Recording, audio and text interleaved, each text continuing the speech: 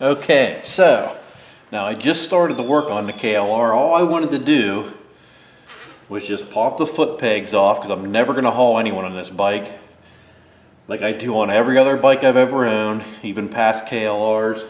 And the freaking engineer, for some reason, decided to put the freaking brake fluid holder on the freaking foot peg. So now I'm going to, there's one bolt that holds the brake fluid container right here. So I'm going to take it out, then I'm going to start cutting and try to get this looking decent with the peg off and this big bat wing, and get this ground up and painted. I'm going to have to put it back on, but at least this will be gone. And if I ever do sell it, I'll just buy a new foot peg and the people can take it with them and put it on if they want to. So I'm going to go ahead and get this off and get started cutting here. Probably going to have to put these back in here to hold it for me. It's never good when you buy a bike and right off the bat just doing something simple becomes an issue. You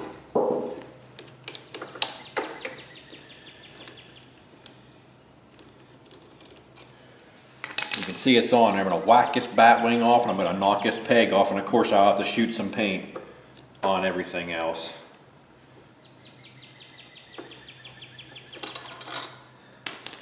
Got the bolt for the master cylinder on the brake reservoir. Now there's also a little wire hook here you can see that you got to pop the hose out of.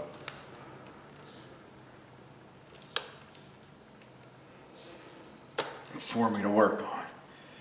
Okay, so there it is. What I'm going to do, I'm going to whack this off, then I'm going to cut this off, grind it up real nice, and put it back on. Okay, make sure you got your eye protection on.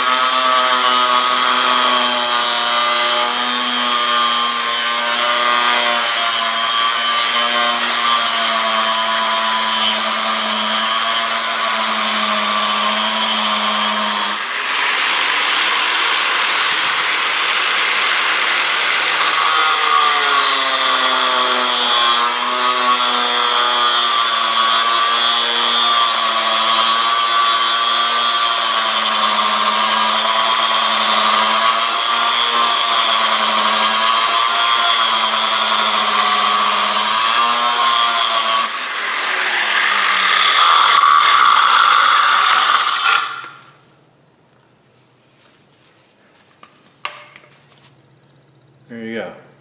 Foot peg off. Stupid design. Now, I want to cut this other piece off kind of so it looks nice here.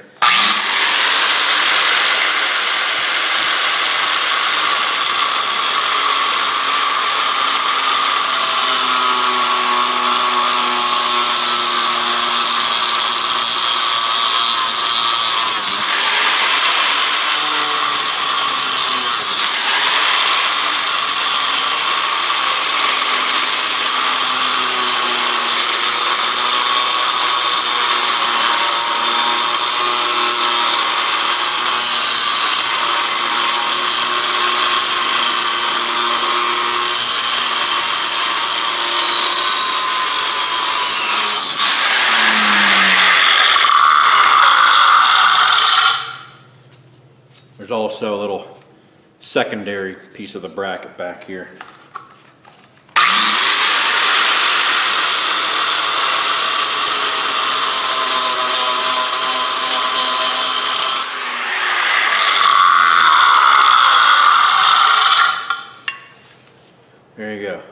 stupid. Now I'm going to go ahead and kind of clean this. I might even cut this kind of square. I don't want to lose this plate. That kind of gives it the structural integrity. So I'm just going to round the corners off, make it look decent, and then get some paint on it.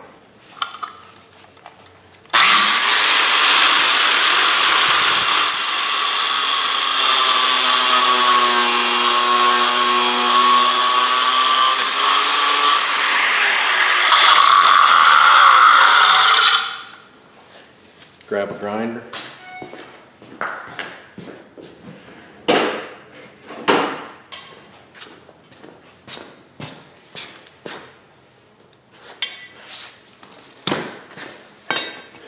The air compressor may kick on. It might get a little noisy in here.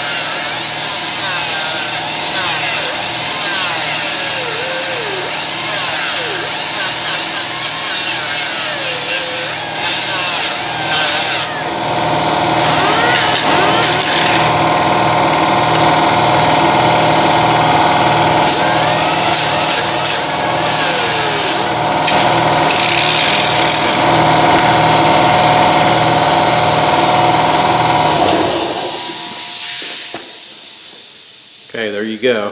That looks pretty good. I got it rounded here. You know, no sharp edges. So now I'm going to go ahead and just put a little bit of aerosol primer on here. And this, let me get these goggles off. This actually has kind of a textured coating on it. I think I'm seeing slightly, but I'm going to go ahead and blow a little bit of primer on it. Then I'll just dust some satin black paint on it and get it back on the bike here.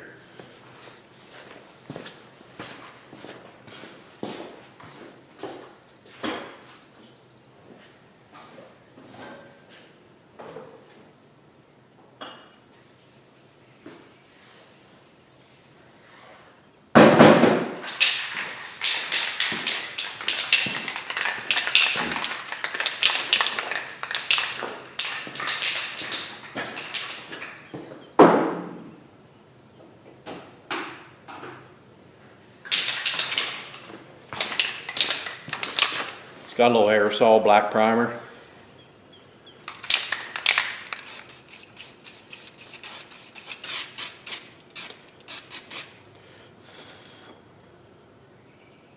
Let's get a coat of this on, bare metal.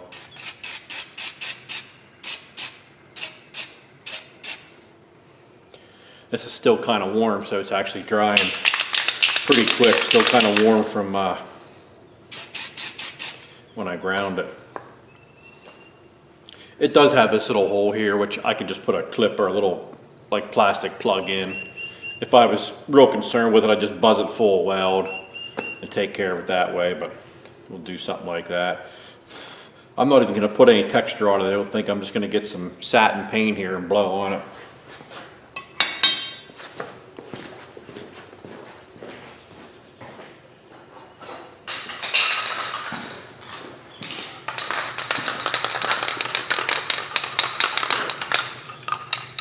Got some SEM trim black.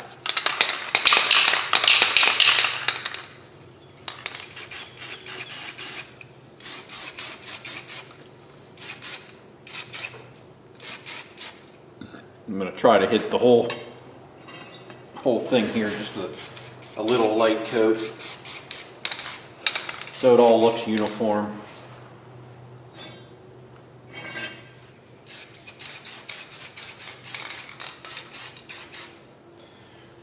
Cool. Let that dry up and get it back on the bike.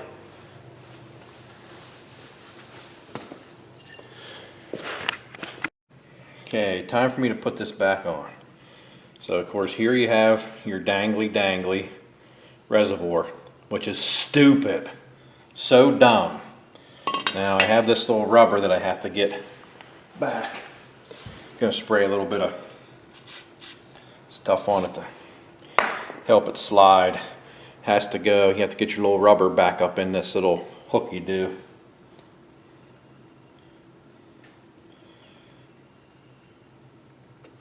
Okay, got that on. Now this has to get bolted back on here like so.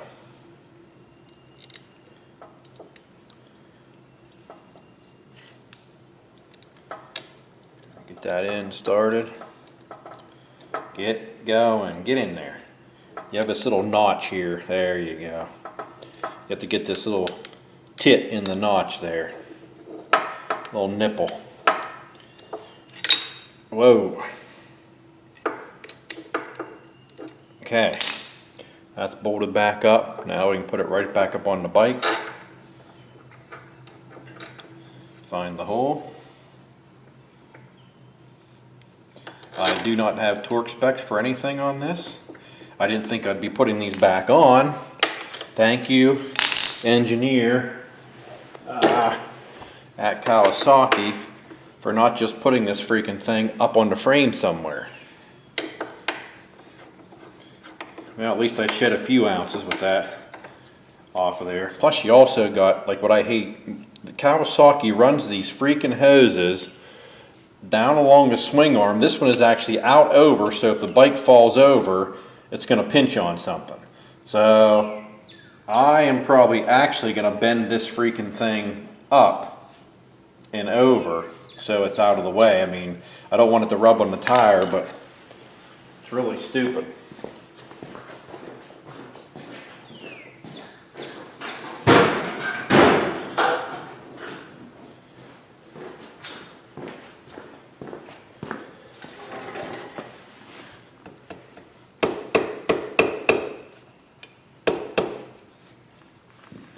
Actually needs a twist. Needs a twist to it.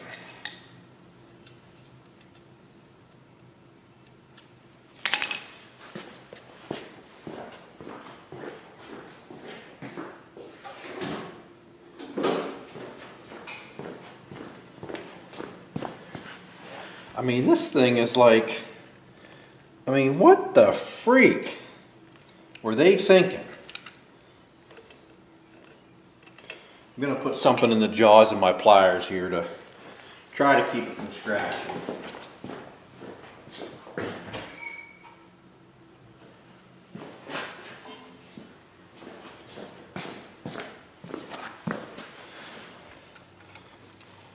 I'm going to be honest with you, if I would have seen these couple things before I bought the bike, I probably wouldn't have bought the damn thing. You know what I'm going to do? I'm going to pop that out of there.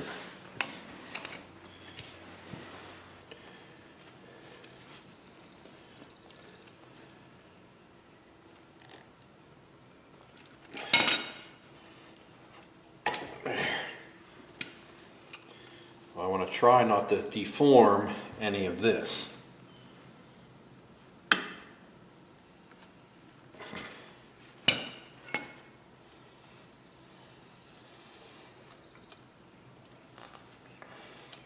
And I know you guys are out there saying, well, it's there for a reason, it's there for a reason. Well, I don't know what the reason is, but my reason, I like that a hell of a lot better. Still can't touch the tire. Perfect. I mean, I don't know. Maybe this is the way it's supposed to be. Maybe mine got bent in transit. I mean, I don't know. But to me, that. This still sucks out here, but I mean, that's 100% better having that in there, like that.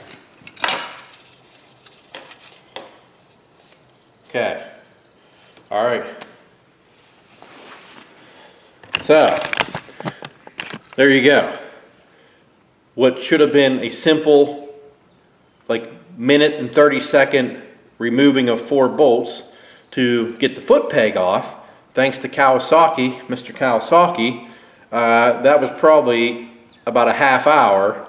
Well, less. I'm on the video here. What is it? Maybe 15 minutes, 10, 15 minutes, but I was rushing through it. It might take a little bit longer than that. So remember to like, subscribe, get on your KLR, get outside.